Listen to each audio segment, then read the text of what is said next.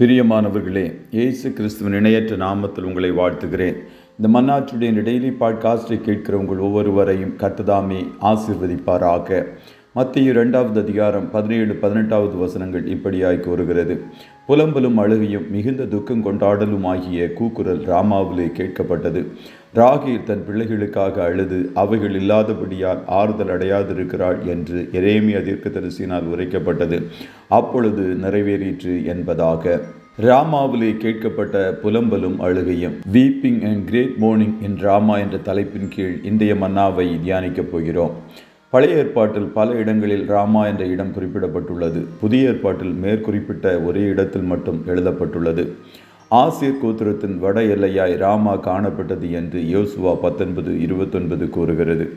ஒரே பெண் நியாயாதிபதியாய் காணப்பட்ட தெபோராள் எப்ராயிம் மலைதேசமான ராமாவுக்கும் பெத்தேலுக்கு நடுவில் இருக்கிற பேரீச்ச மரத்தின் கீழே குடியிருந்தாள். அங்கே இஸ்ரவேல் புத்திரர் அவளிடத்திற்கு நியாய விசாரணைக்கு போவார்கள் என்று வேறொரு ராமா என்ற கிராமத்தை குறித்து நியாயாதிபதிகள் 4:5 கூறுகிறது. தாவீது அமலேக்கியர்களை ஜெயித்து அவர்களிடம் கொள்ளையாடின பொருட்களை தன் சிநேகிதராகிய யூதாவின் மூப்பருக்கு சிலவற்றை அனுப்பி, இதோ கர்த்தருடைய சத்துருக்களின் கொள்ளையில் உங்களுக்கு உண்டாயிருக்கும் ஆசீர்வாத பாகம் என்று சொன்னான்.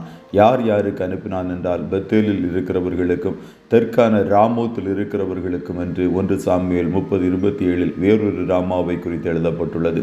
இப்படி பல ராமா என்ற கிராமங்கள் பழைய ஏற்பாட்டில் குறிப்பிடப்பட்டிருந்தாலும், கிறிஸ்துவுக்கு முன்பு சுமார் 650 வருடங்களுக்கு முன்பு வாழ்ந்த எரேமியா தீர்க்கதரிசி புலம்பலும் அழுகையும் மிகுந்த துக்கம் கொண்டாடலும் ஆகிய கூக்குரல் ராமாவிலே கேட்கப்பட்டது.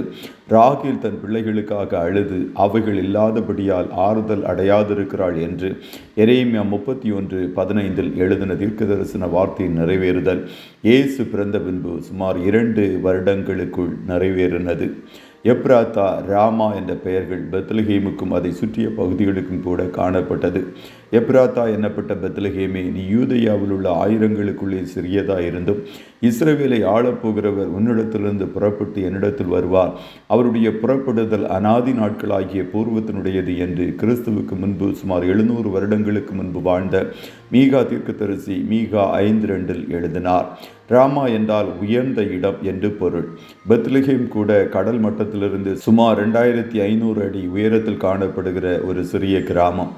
ஏரோது சாஸ்திரிகளால் வஞ்சிக்கப்பட்டதை கண்டு மிகுந்த கோபமடைந்து ஆட்களை அனுப்பி தான் சாஸ்திரிகளிடத்தில் திட்டமாய் விசாரித்த காலத்தின்படியே பெத்லகேமிலும் அதன் சகல எல்லைகளிலும் இருந்த 2 வயதிற்குட்பட்ட எல்லா ஆண் பிள்ளைகளையும் கொலை செய்தான் என்று மத்தேயு 2:16 கூறுகிறது. அப்போது அந்த பிள்ளைகளின் சொந்த தாய்களின் குடல் துடித்து அழுகையும் புலம்பலும் கூக்குரலும் பெத்லகேம் முழுவதும் கேட்டது.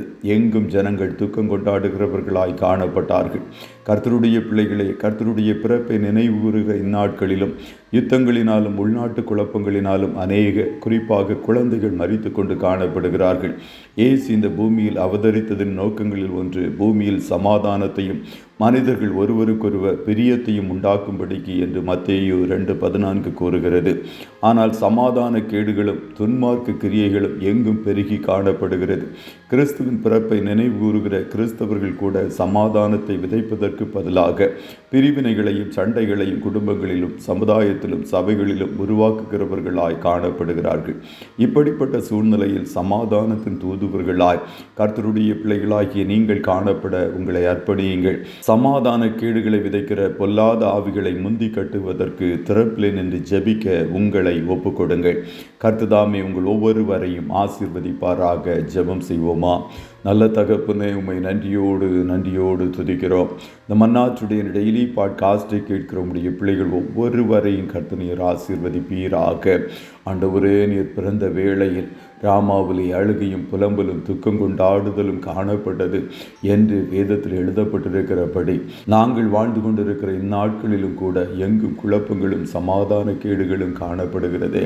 ராஜா, நீர் சமாதான பிரபுவா எங்களுக்காய் பிறந்தீர்.